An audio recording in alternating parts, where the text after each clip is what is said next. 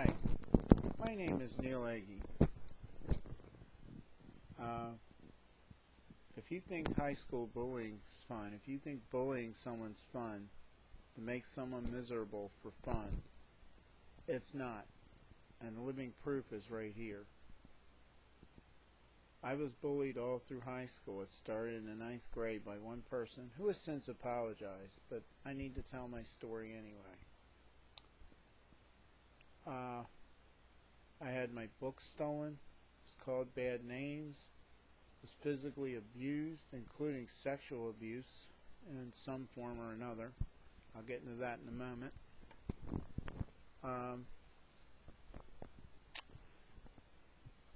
I was made fun of. I was watched day and night by other students in my high school. Anytime I was harassed, all the other students covered up for it. No matter how many people I called into the office to help me out, none of them would confess to anything or that they saw anything. They feared retaliation.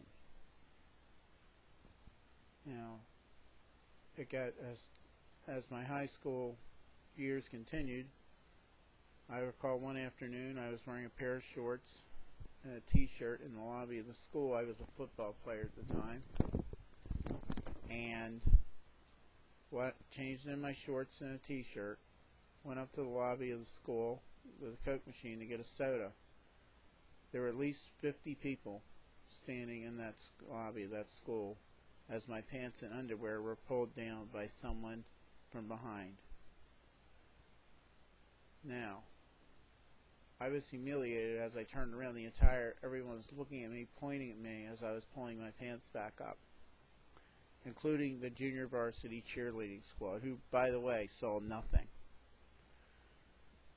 I didn't bother to go to the office because I knew everybody would cover up for each other and I'd be retaliated against. Another time, I was helping the janitors out after school. The star football player put me in a bear hug in the 3rd floor cafeteria. Janitor caught him, turned his name in, and I was blamed for it.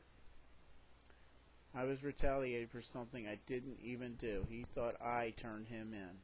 I didn't. And eventually I was forced to leave the football team because of this and other incidents. Now, you think it's funny to harass somebody. Here, listen to the rest of my story. I watched over my head, looked over my shoulder every day on the way to school on the bus where I was harassed, on the way home from on the school bus when I was harassed, as those committing the bullying would not start until the bus was off school property, as they knew the vice principal would not do anything after the bus was off school property.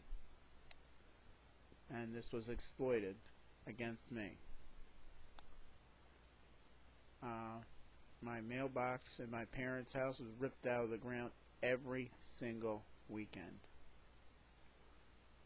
I can hardly remember one weekend where it wasn't bashed in or torn out of the ground. At one point it was ripped out of the ground, apparently with some sort of a chain attached to a vehicle, apparently, and thrown about 50 feet up into my yard.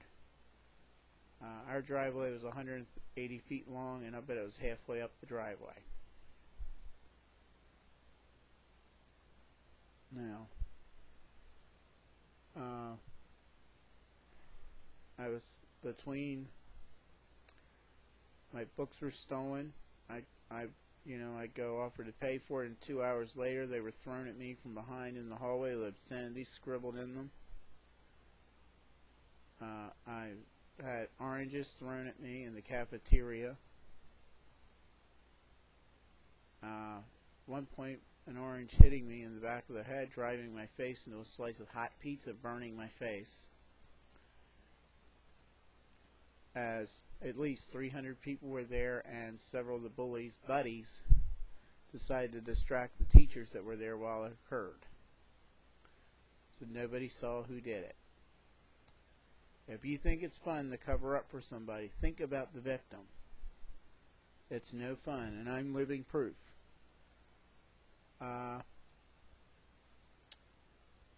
That was And it went on. It got worse until the end of the 12th grade. I'd say this was probably around March of '85, maybe April. I finally got up enough courage to start writing a letter to the Board of Education telling them what was going on, and as how the vice principal and principal, who would refuse to do anything to their star football player who was behind it all, would not do so. Anything.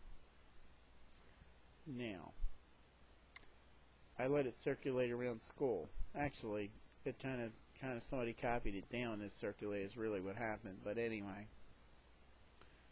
I got back to the one person that finally did something about it. It was the bully's mother. She thought her could do no wrong high school star football player's son was perfect. She found out otherwise.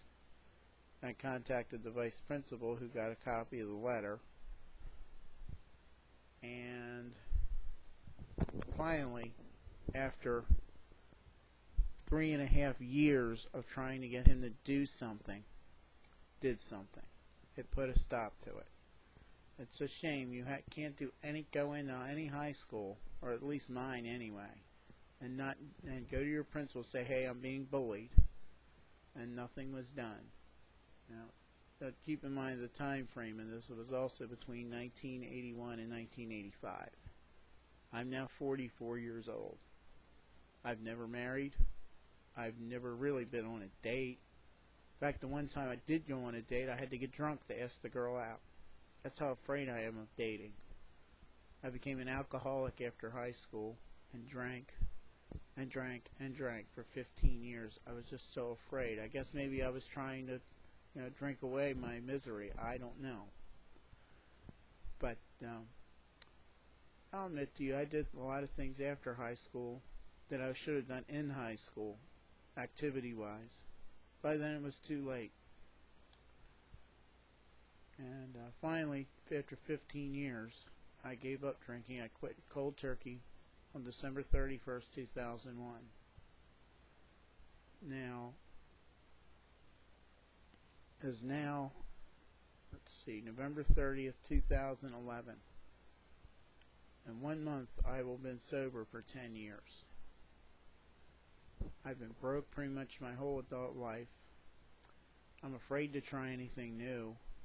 I'm starting to come out now and start trying a few things new. I'm just afraid of being bullied.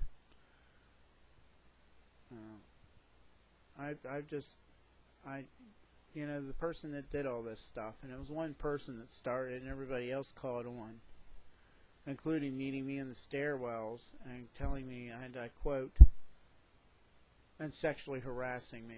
I can't repeat what they said in the hallways of Westminster Senior High School in Maryland.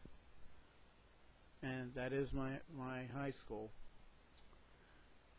because of YouTube's restrictions here and other restrictions.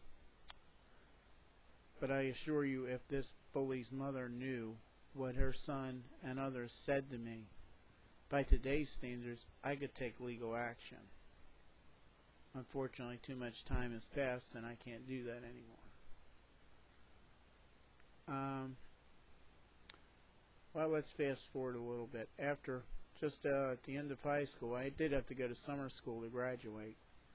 But the point is, I didn't want to go to graduation and have my name associated at graduation with all those who covered up the bullying and committed the bullying.